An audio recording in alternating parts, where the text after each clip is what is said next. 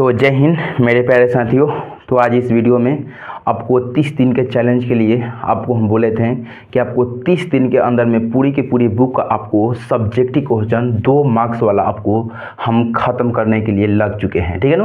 तो आज मेरा 30वां दिन में आपको आज दूसरा दिन है, ठीक है ना।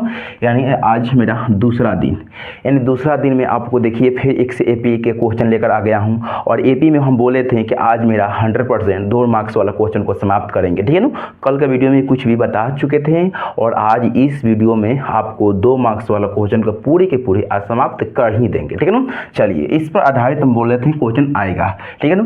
तो इसी पर फिर मैं फोकस कर दिया हूँ और आपको बोले हैं कि ये क्वेश्चन आएगा तो आएगा, ठीक है ना। लेकिन आपको बता भी दिए थे कि फिक्स यही नहीं कि यही क्वेश्चन आएगा, लेकिन ये भी बता दिए थे कि किस आधारित पर क्वेश्चन को पूछा जाएगा, ठीक है ना।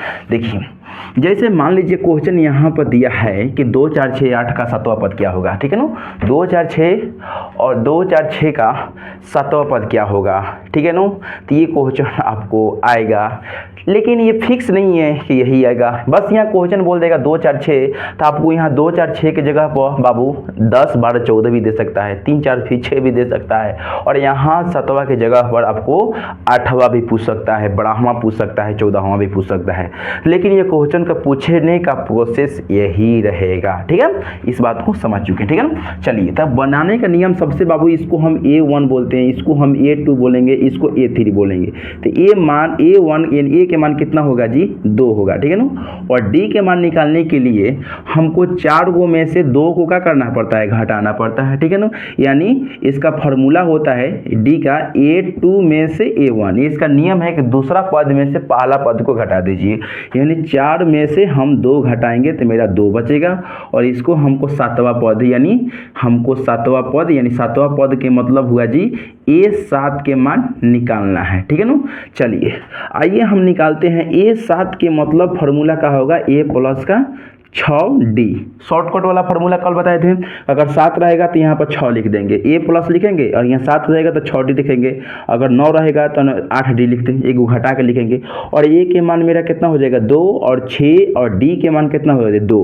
यहाँ 2 प्लस 6 दूना कितना हो जाएगा 12, और दोनों जोड़ेंगे तो कितना हो जाएगा 14। मेरा फिक्स बन गया यही क्वेश्चन। आपको ऐसा ऐसा करके अब आपको 2 मार्क्स में आपको क्वेश्चन को पूछा जाएगा, ठीक है ना। नेक्स्ट क्वेश्चन आपको देता हूँ जी।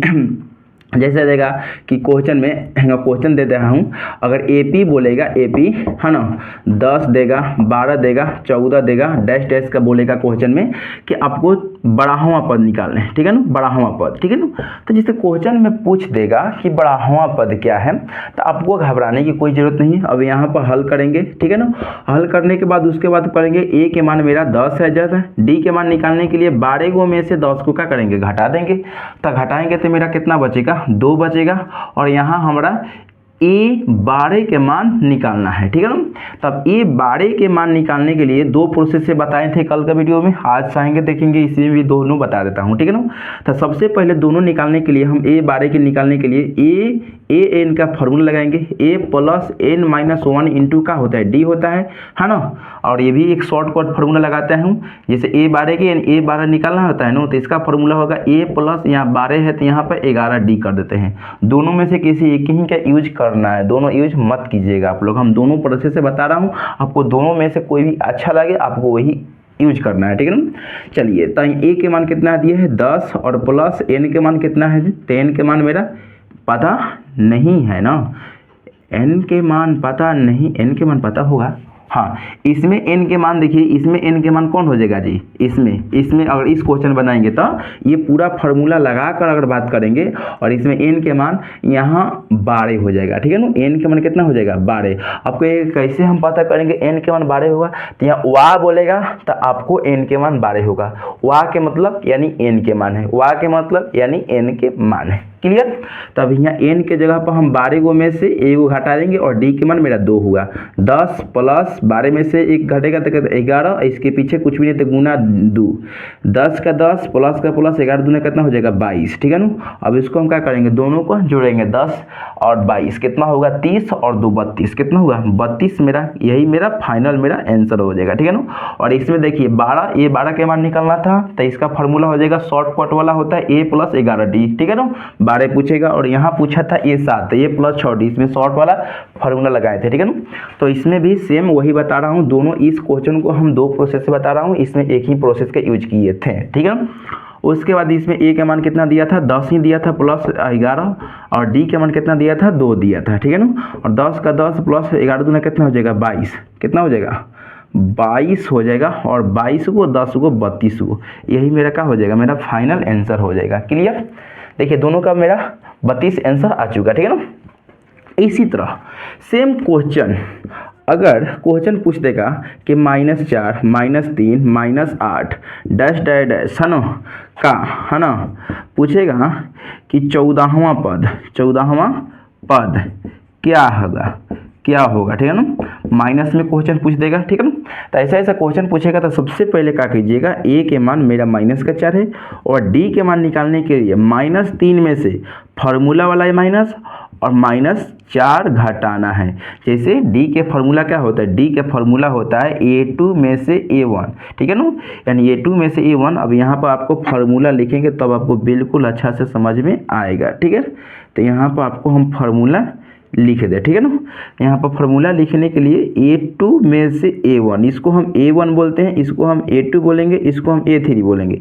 A2 कितना है, -4, ये वाला माइनस फार्मूला वाला है A1, तो A1 के मान कितना, सॉरी बिल्कुल गलती कर दिए, A2 यहाँ बोला है ना, तो A2 के मान -3, और ये फार्मूला वाला माइनस, और A1 के मान कितना दिया है, -4 दिया है, और ये -3 के 3 माइनस का हो जाएगा प्लस हो जाएगा, और यहाँ पर 4 है तो 4 हो जाएगा।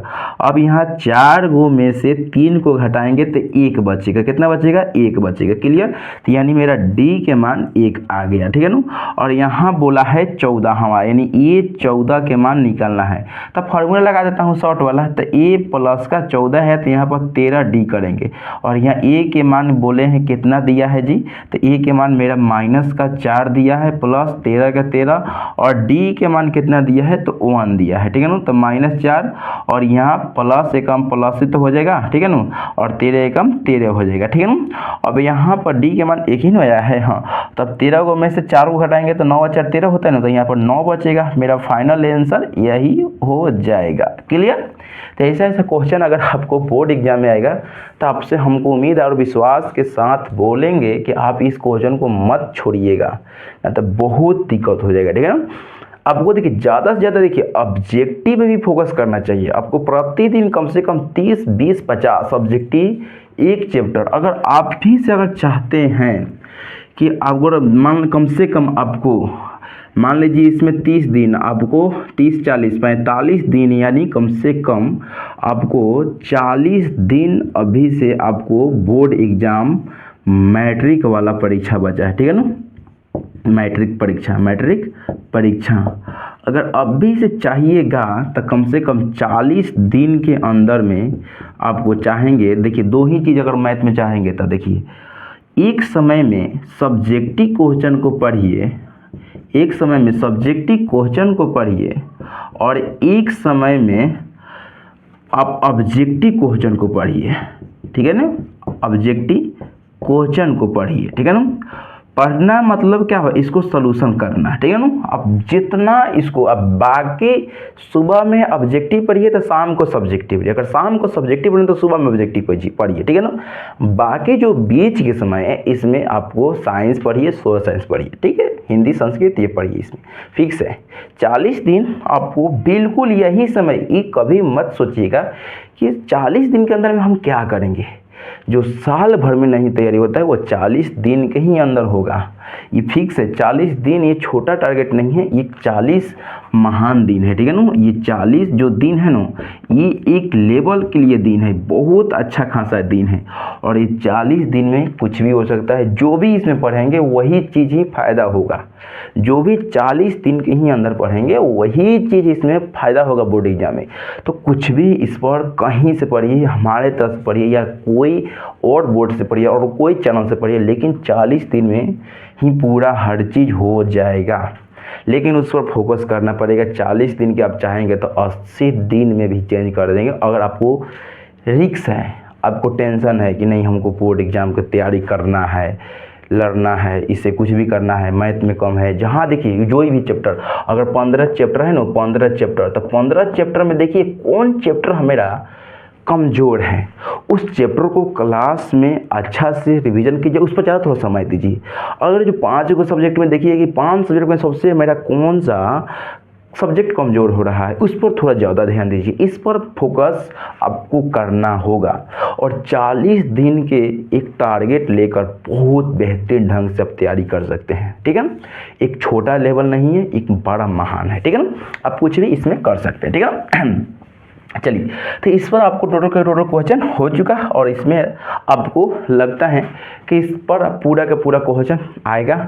और ये आपको 40 दिन, हमारा 30 दिन के चैलेंज है, और 30 दिन में आपको पूरी की पूरी, आपको मात्र हम 2 नंबर वाला क्वेश्चन के रिस्क लिया हूँ, आपको पूरी की पूरी क्लास को समाप्त करेंगे, और आपको 30 दिन तक आपको कंटिन्यू वीडियो, आपको अब कल से हमको लगता है कि और लॉन्ग वीडियो मिलेगा, कम से कम कंटिन्यू 1 से 1.5 घंटे के वीडियो के प्रयास करेंगे, और जाएगा भी, ठीक है ना। वीडियो क्वालिटी आपको अच्छा रहेगा, कोई दिक्कत नहीं रहेगा, और कोई भी समस्या अगर समझने में और होगा तो मेरा कमेंट बॉक्स में अपना राय जरूर रखिएगा, क्योंकि भी कमेंट आपको अनुसार से पढ़कर आपको हर चीज़ वीडियो में बताने का बहुत प्रयास करेंगे और बता भी देंगे, ठीक है ना। तो इसलिए आपको जहाँ पे मेरा पढ़ाई में अगर प्रॉब्लम हो, आपको हमसे कोई भी गलती हो, तो आप उसको बोलिए कि यहाँ हमको नहीं समझ में आ रहा है, उसको और समझाने की बेहतरीन ढंग से आपको प्रयास किया जाएगा, ठीक है ना। तब मिलते हैं नेक्स्ट वीडियो में, तब तक जय हिंद।